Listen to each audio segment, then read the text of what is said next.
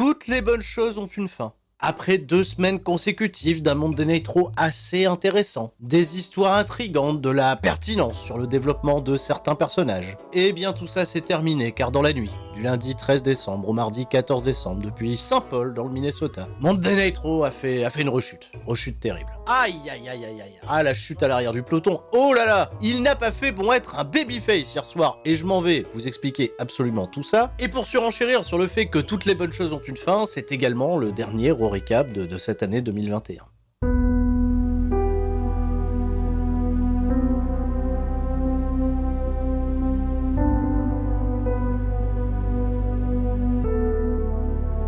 Alors c'est pas pour autant la dernière vidéo de l'année 2021, je vous rassure, on se retrouvera bien entendu samedi pour le SmackDown Recap et également, et très exceptionnellement, jeudi pour le AEW Recap de ce show Winter is Coming où Bryan Danielson challenge Hangman Page pour le championnat AEW World. Un épisode qui va s'ouvrir avec un traditionnel clip, on nous remontre évidemment les exploits de Bobby Lashley qui, je le rappelle, pendant la publicité, est venu désinguer la tronche de Big E, de Kevin Owens, de Seth Rollins pour passer un message clair, net et précis. Il veut intégrer le match de championnat pour le pay-per-view Day One. Alors Bobby Lashley, avec un joli costume rouge accompagné de MVP, vont venir prendre le micro et indiquer bien entendu leurs intentions, ridiculisant au passage toute la compétition de Big E, parce que oui, Seth Rollins et Kevin Owens, ils se sont fait poutrer, et puis ça fait quand même depuis pas mal de semaines qu'ils se foutent sur la gueule, avec en trame de fond pas mal de légèreté, et Bobby Lashley, bordel, c'est quand même un candidat sérieux, quoi, il est à craindre, c'est l'un des hommes les plus craints de l'univers de WWE, alors pourquoi il a pas sa chance au titre? Il va être interrompu, cela dit, par Kevin Owens, qui va rappeler à Bobby Lashley qu'il suffit pas de l'attaquer pour obtenir une chance au championnat,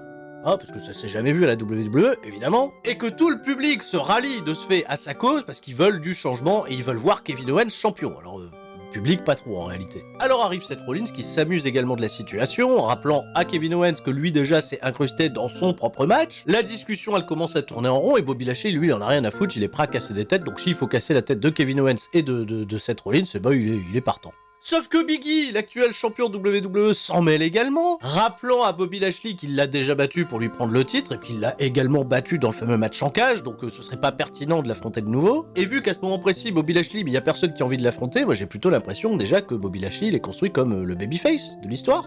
Hein ? Et ce qui va conforter mon opinion, c'est que nos fameux general managers totalement incroyables, Adam Pearce et la Deville, vont se pointer et vont proposer le deal suivant à Bobby Lashley pour l'intégrer au Fatal 4-Way, pour que ça devienne un Fatal 4-Way à Day One. Il va devoir, ce soir, battre Kevin Owens, Seth Rollins et Big E dans des matchs simples 1 contre 1. Ah ouais, alors 3 matchs contre les top guys de la brand, à gagner, obligé, s'il veut faire un match. Et le pire, c'est que Seth Rollins et Kevin Owens, ils sont en train d'argumenter autour du truc, que Big E, lui, reste discret, mais Bobby Lashley, genre, ça lui fait pas peur. S'il faut taper les 3 mecs ce soir, il tape les 3 ce soir. Putain de gros babyface, Bobby Lashley, qu'est-ce qui se passe? Donc, idée de booking incroyable. Moi, je pense qu'à la fin de la soirée, si Bobby Lashley remporte ces 3 épreuves, donnez-lui le titre immédiatement, parce que à quoi ça sert d'affronter les autres gars après, si tu les as tous déjà battus en 1 contre 1? C'est la valeur d'un contre 1, vraiment? Ça existe encore? On a appris plus tôt dans la journée que les Street Profits et les Dodo, les Rere et les Mimi, pour des raisons de blessure, ne s'affronteraient pas ce soir pour couronner les nouveaux aspirants numéro 1 au championnat par équipe de RK Bro. Dans une vignette enregistrée plus tôt dans la journée, Riddle, il a soigneusement, tu vois, accroché sa veste de commentateur. Bon, ça s'était pas bien passé parce qu'il s'était fait casser la gueule par Otis, ils nous ont montré les images et Randy Orton à un moment, il lui dit bon, ta carrière d'annonceur, on a bien compris, c'est terminé. Et Riddle lui fait ouais, mais maintenant on pourrait peut-être faire du podcast. Et alors, non, Riddle, arrête. Orton, il commence à en avoir marre, concentre-toi, t'es un champion, va au ring, fais ton truc, là, fais le catch, et surtout, ce soir, il affronte Otis, qui lui avait cassé la gueule la semaine dernière, et ça m'intrigue un peu. Alors, on est parti, premier match de la soirée, les claquettes, les oiseaux, ils ont remis des gros oiseaux, on a retrouvé du budget. Qu'est-ce qui se passe? C'est Noël, la grand-mère, elle a donné les étrennes, on sait pas trop. Le match, cela dit, on n'y va pas tout de suite, parce qu'on retrouve backstage Big E, Seth Rollins, Kevin Owens, en train d'argumenter avec Sonya Deville et Adam Pearce, toujours autour de ces fameux matchs 1 contre 1, mais alors qu'est-ce que ça peut vous foutre? Et puis surtout que ça fait absolument pas avancer le débat. Retour à l'action, Otis fait son entrée et on est parti pour un combat Otis-Riddle. Il y avait déjà, il y a quelques semaines de ça, même peut-être quelques mois de ça, il y avait une confrontation entre Riddle et Otis et je me disais, tiens, match entre les deux, ça pourrait être cool. Eh ben, figurez-vous, c'était assez cool. Mais surtout, avec la coupure pub, c'était assez court, 7 minutes 31, et j'en ai pas retenu grand-chose, à part Riddle qui s'est fait poutrer pendant quasiment l'intégralité du match. Il y avait Chad Gable qui encourageait Otis, Randy Orton qui était débité, et surtout Riddle, la moitié des champions par équipe, qui a perdu clean, sur une espèce de World Strongest Slam porté par Otis, victoire 1-2-3, derrière évidemment Randy Orton a voulu s'en mêler, il a mis un RKO à Chad Gable, mais il s'est fait poutrer lui aussi par Otis. Et de ce fait, l'équipe qui a perdu au premier tour du tournoi est visiblement construite la plus forte. On nous remonte la victoire de Bianca Belair sur Doudrop la semaine dernière par des comptes à l'extérieur, après un chouette match de catch, cela dit, une Doudrop assez crédible mais qui a préféré quitter la rencontre et se barrer. Et ben ce soir, Eugène Sacomano, refait le match. Les filles ont eu un peu plus de 10 minutes pour raconter leur histoire, c'était pas aussi bien que la semaine dernière, mais la chimie est quand même cool, et Doudrop est clairement construite comme la première, j'ai l'impression, adversaire très solide pour Bianca Belair. Sur l'idée du rematch automatique, j'ai eu peur à nouveau au finish de merde, et ben finalement non, puisque Doudrop a perdu clean. Elle a résisté à une tentative de Kyodi, mais derrière, elle a succombé au très joli 450 de Bianca Belair, qui remporte la victoire et termine la feud ici. Non. Eh ben non, parce que si elle termine le programme là, elle fait quoi les prochaines semaines? Faut l'occuper. Alors on occupe Bianca Belair à la fin du match, après qu'elle célèbre, et ben elle se fait attaquer à nouveau par Doudrop. D'ailleurs c'est marrant parce que Doudrop on l'a pas vu quitter dans le ring, elle arrivait dans le dos de Bianca Belair sur la rampe d'entrée, on s'est dit qu'est-ce qui se passe, il y a deux Doudrop.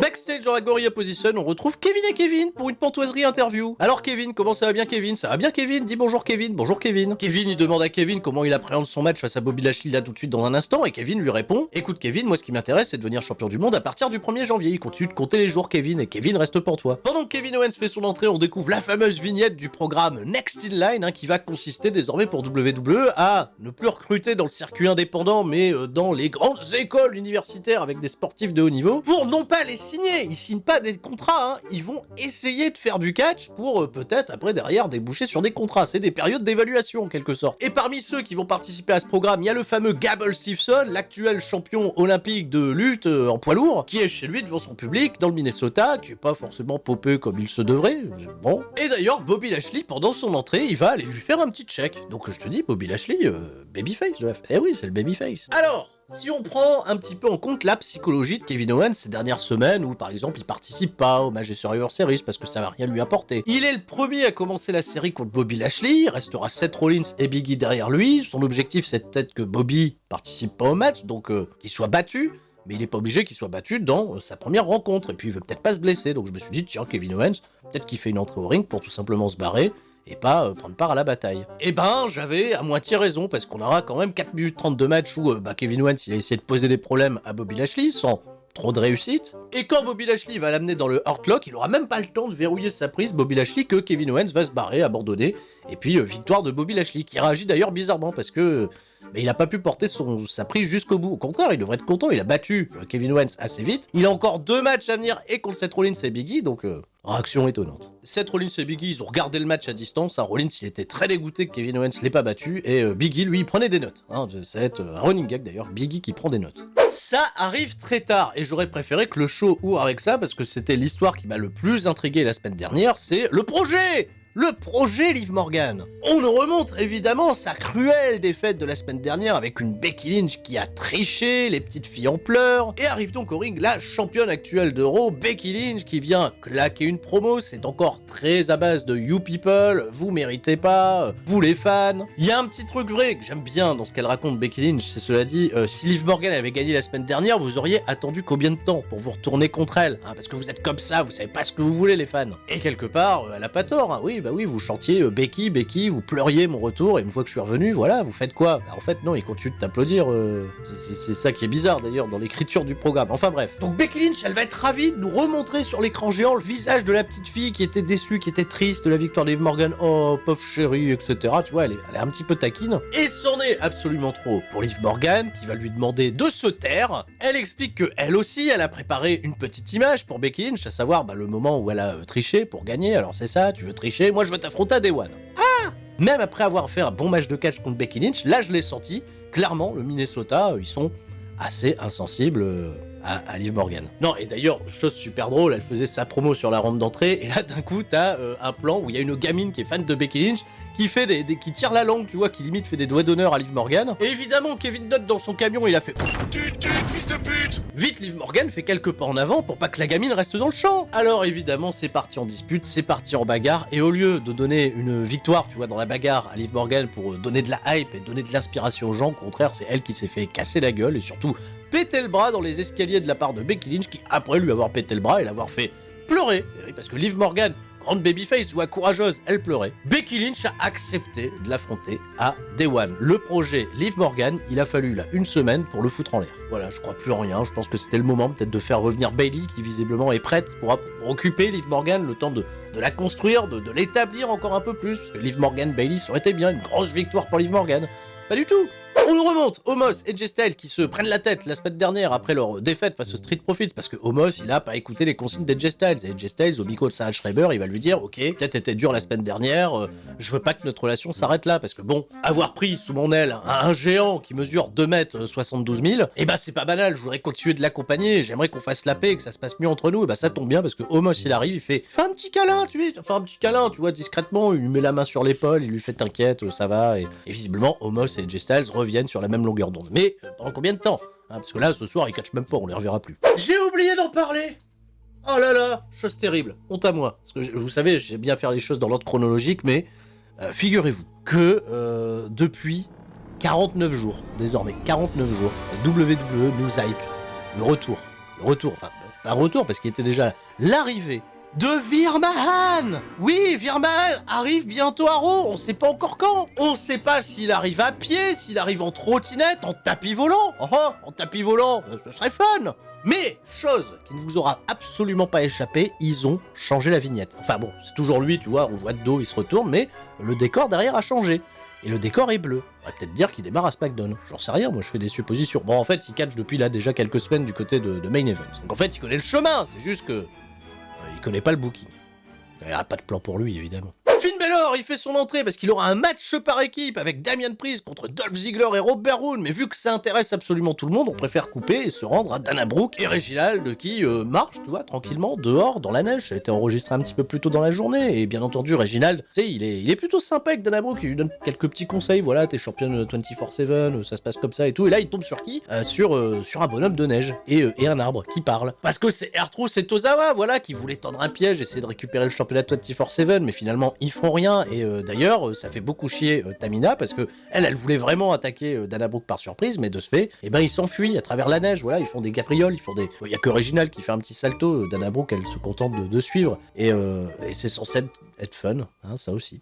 Bon bah voilà, ça nous met dans de bonnes dispositions pour assister à ce match par équipe où Damian Priest va avoir le contrôle pendant la première partie du match. Ils vont partir à la pub, retour de pub, c'est Finn Balor qui fait le hot tag et qui semblait lui aussi contrôler la situation à sa manière jusqu'à ce que Austin Theory vienne le distraire en faisant un selfie, voilà, tout simplement. Et Finn Balor va se prendre le zigzag de Dolph Ziggler, vous savez le finish de Dolph Ziggler, tout le monde s'en dégage, hein, tout le monde, sauf Finn Balor évidemment, et victoire des Dirty Dogs.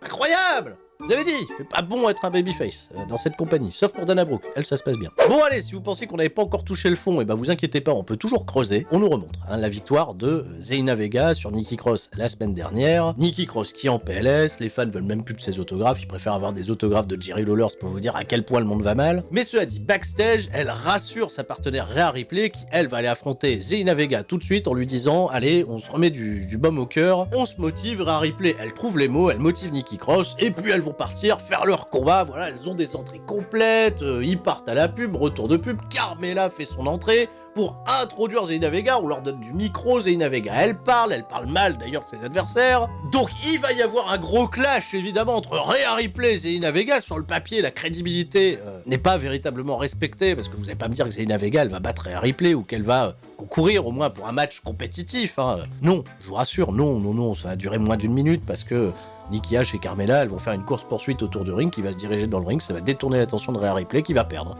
Sur un roll-up. Rhea Ripley, welcome to the roll-up zone.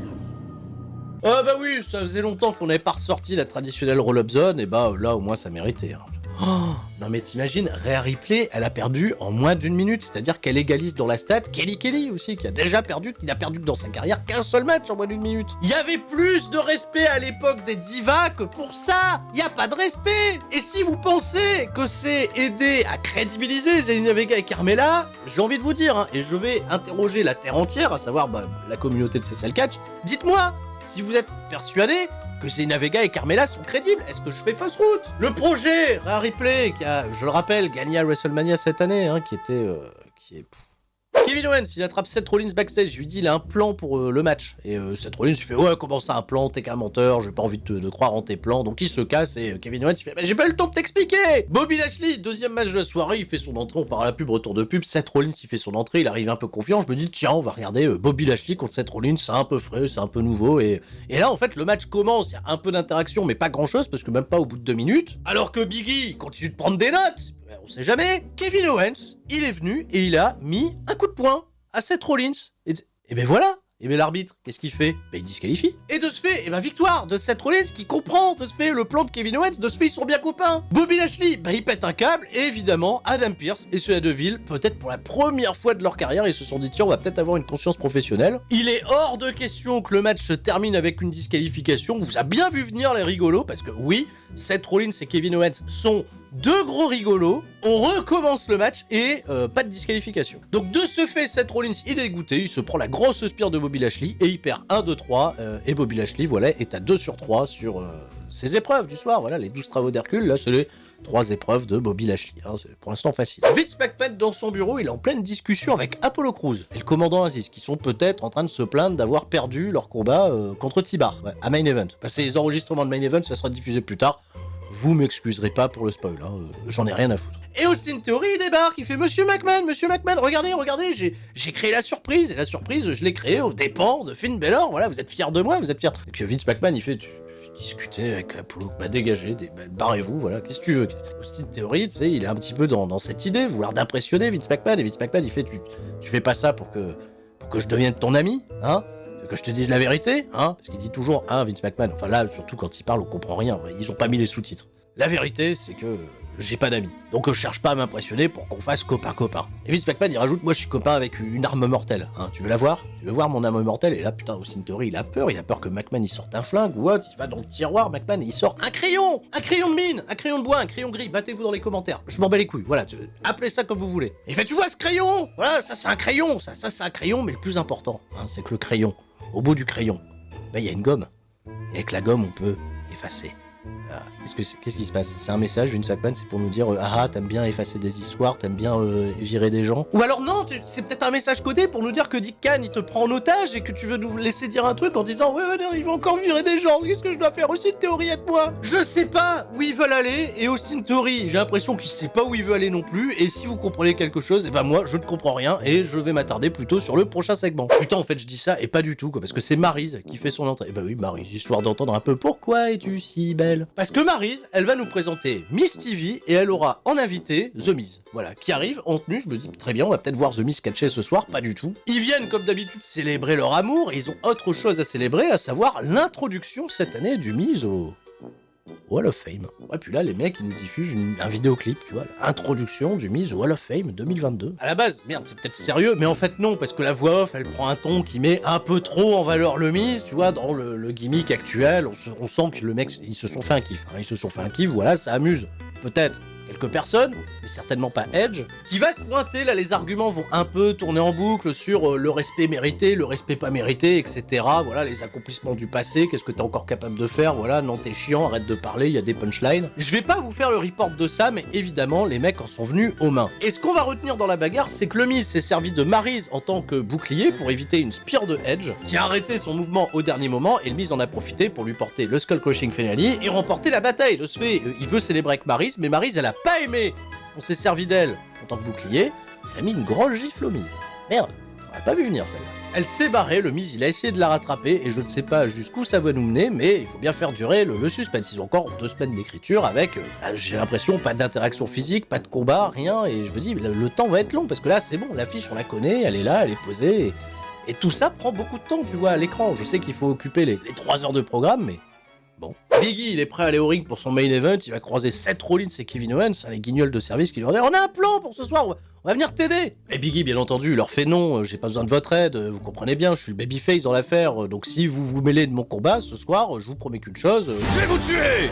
Et on est parti pour le main event de la soirée, 17 minutes de match, avec un petit peu de suspense, un peu d'intrigue, et comme il n'y a pas de disqualification, bah Biggie, voilà, il va faire plaisir au public, il va sortir une table, pendant ce temps-là, MVP, il va la ranger, comme ça il y a un petit jeu, il va ressortir la table. Finalement, le temps qu'il perd à ressortir la table, et bah Bobby Lashley reprend l'avantage, et lui il va chercher une chaise. Va y avoir quelques petits spots sympas, c'est à toi, à moi, c'est bon enfant. Le problème, c'est que le public de Minnesota, il en a un peu rien à carrer. Cela dit, ils vont se réveiller parce que Kevin Owens et Seth Rollins, bah, ils ont pas écouté Biggie, ils vont venir attaquer Bobby Lashley. Et Biggie, qu'est-ce qu'il fait? Il prend la défense de Bobby Lashley, parce que Bobby Lashley, c'est un babyface, je vous l'ai dit depuis le début. Donc, situation de 2 contre 1, et Biggie, il s'en sort à 2 contre 1. Le mec, il a 17 minutes de match contre des mecs qui ont à peine catché 2 et 3 minutes. Rollins, il se fait maîtrise par Bobby Lashley. Biggie, il passe Kevin Owens à travers une table. Mais en revenant dans le match, Biggie, il se prend le coup de canne dans la guibole de la part de MVP, et Bobby Lashley le bat avec l'aspire. 1, 2, 3. Donc, officiellement, le Triple Sweat de Day One devient un Fatal 4-Way, c'est tout pour moi.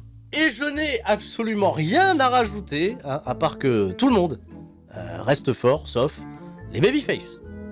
Reste pas fort. Voilà, non mais j'arrête la vidéo ici, voilà, c'était le dernier au récap de l'année 2021. Merci pour votre soutien, merci pour l'amour, et comme je vous dis, on se retrouve déjà très très vite. Jeudi, AEW Recap, et samedi, SmackDown Recap. C'était Sturi. Ciao, bye bye.